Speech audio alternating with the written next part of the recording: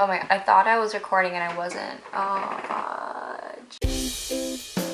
Hi guys! Still not good at intros. We'll get there. This chair squeaks so much and I'm really gonna try not to move around too much. Sorry if you're like, if you can hear it. I made like very last minute plans with my friend just to get dinner together, but she canceled and I'm kind of bummed because I put on pants and it's just like, really?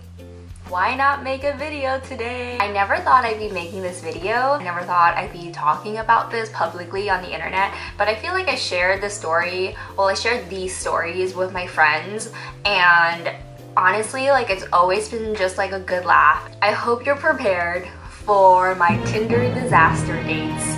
So, my sophomore year of college, I was single and I was just like, it's college, I'm gonna have fun. And you know, online dating has become such a thing now. It's like everyone has an app on their phones, whether it's like Bumble or Tinder or like eHarmony, I think has an app. It's like really evolved into like this weird like subculture. Obviously I'm not on it anymore, but I have some funny experiences and a few funny stories to share. I don't judge anyone who's still on it because I don't think it's a big deal. I've never thought it was a big deal. I just want to remind everyone that even though I was an adult throughout all of these experiences, I still made poor choices. And I think that's okay because we're human and we make mistakes. And you know, sometime after you get to make a video about it and you get to laugh about it. I don't think these stories are gonna be very PG. Don't judge. This first story is about a guy that we can call Mike. Mike was a lawyer and he was a couple years older than me, like significantly. I think he was probably like 28 or something like that. And at the time, I was probably 19 or 20. Mike and I were talking for a little while. We were just texting each other. I remember he kept asking to like see me, to hang out, to get dinner or something. And one day I was like, okay, like today's the only day I'm free, but only if I finish up my assignments. Around like 9ish or something like that, like, you know, I text him, I'm like, hey, I'm actually done with my stuff, like, I can meet up with you if you want. I was just like, oh, do you want to meet outside first or like what? And he was just like, oh, like just come straight to my apartment, we'll order Seamless, we'll watch Law and Order SVU. At the time, that show was everything in my life. Like, I was so into SVU, you don't understand. So I was just like, okay, you know what, sounds like a plan. Like, I told my roommates about it. I was just like, hey, I'm going on this like kind of date thing, like just make sure I'm not like murdered. I take an Uber to his place, and his place is like so nice. It's literally so near Bryant Park. I'm like, okay, well, of course, like Mike is a lawyer, this makes sense. I go up to like, I don't know, like a 20-something floor. Honestly, no one else should ever just go into someone else's apartment. Like, it's just dumb, but whatever. I did it. I'm still alive, thankfully. But the night went exactly as he said. We didn't do anything weird. He didn't like hurt me. He didn't like put any moves. It was just really relaxing. We had like Thai food. We watched SVU. Around 11:30 to midnight, I was just like, oh, you know, I have class at 9 in the morning, so I have to go. And he's like, yeah, of course. Let's stay in touch. After I got back, I was just feeling like I wasn't that into him. You know, like there wasn't much chemistry. We didn't really have much to talk about. It was like kind of all really awkward. Like, I feel like people usually have more to say over the phone when you're texting, because you're able to kind of have like a few, like just like some buffer time to like figure out what your next thing to say is. I was just like, you know, I'm not gonna really text him. I'm kind of over it. But tell me how. He was like always texting me and saying like, hey, I miss you, we should hang out soon, blah, blah, blah. And I kind of just like ignored it because I'm kind of rude. Fast forward a while later, so I go to dinner with my friends and we go to this Korean restaurant in K-Town. K-Town scene is mostly filled with Asians. And I was talking to my roommate and she was asking me, oh, so how is Lawyer Mike? And I was just like, oh, I don't know, like I'm not really into him anymore.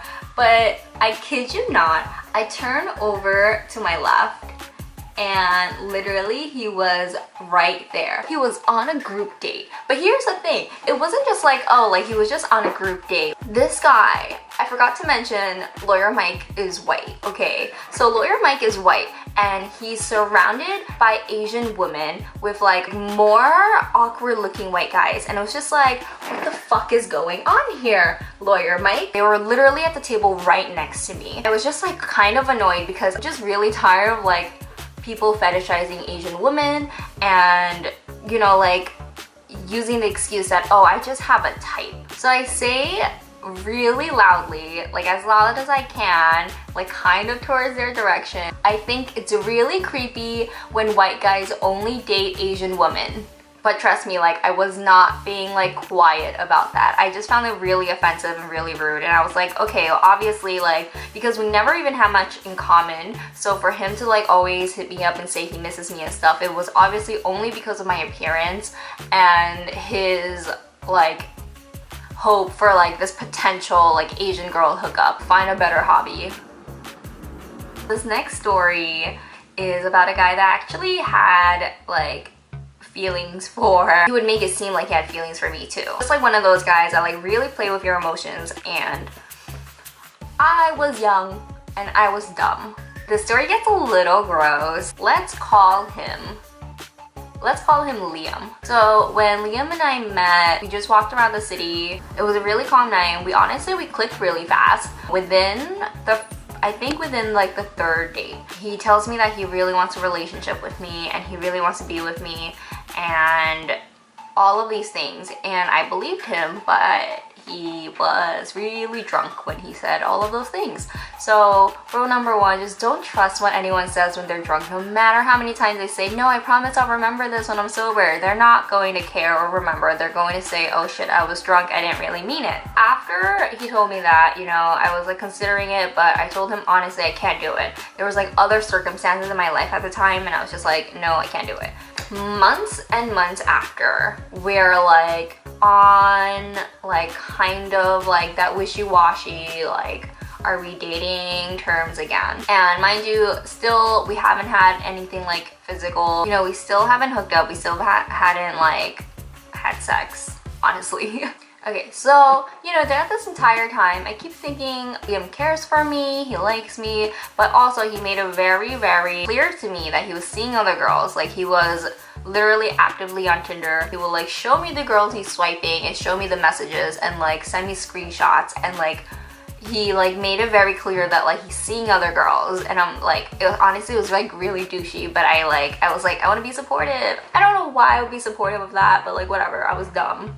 Okay, I was young and dumb. And like the last segment of our interactions, of our like relationship, was like the time that he decided again that he was going to like hit me up, talk to me, pretend like he cared. He asked me out for drinks, and he's like, I just really missed you, I really want to hang out, like, you know, let's catch up and everything. Honestly, I should have known at the time he kind of had like a drinking problem. Like, he like wanted to drink every single time, and it wasn't about getting me drunk, it was like he needed to be drunk. And like such a priority about like getting himself drunk. Okay, weird. He invites me back to his place. He's like honestly so intoxicated, and he's saying all of these things, and he's saying how he like really wants me to be his girlfriend, like he wants a label, he wants all of these things, and he's gonna be really serious, and he's gonna, you know, stop talking to these other girls, he doesn't even care about other girls, like a bunch of bullshit, honestly. That night, that last night that I saw him, I don't know how to even like get to this part of the story. We're like making out,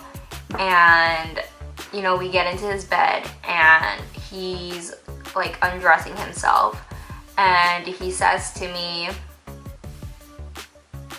oh my god, I don't even want to say this, maybe I shouldn't make this video anymore.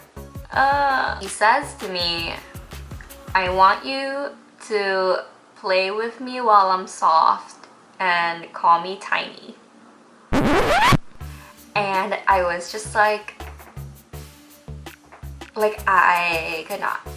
I was like I was like frozen. I was like, I didn't know what to say, I didn't know how to react. Like, I'm like okay, I get that like everyone has like their thing, and everyone has like whatever gets them going, but like that was just like not my thing. And I was just like, in that moment, a bunch of thoughts rushed through me, and I was just thinking like, okay, I wasted so much of my time. I wasted so much of my time like caring about this person, because for me to be so uncomfortable, for me to be like completely uncomfortable, not wanting to do something, obviously it means that like I don't really care about him. In that moment I realized like, wait, like all of this was just in my head. Like I thought I had feelings for him, but I obviously don't, because I'm so fucking uncomfortable right now. He says like, are you gonna say anything? Like if you don't want to, you should at least say you don't want to. And I was just like, I don't want to.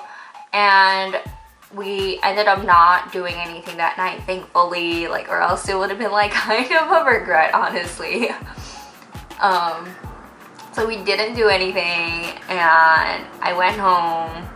It was just like really, really unpleasant. I hope you guys enjoyed the video. That's kind of all over the place, but I thought these were like funny experiences to share. Let me know if you've ever been on like a disastrous Tinder date or a Tinder relationship, or you know, you were young and dumb like me. Be sure to like and comment and subscribe, and follow me on Instagram and Snapchat at SherryLynZhang. I just want to thank you guys so much for watching, and I hope you come back next week because I'm gonna keep putting out content. I hope that it's good, and I hope it's something you can enjoy. I have a lot planned, and I hope you guys stay tuned. Okay, bye!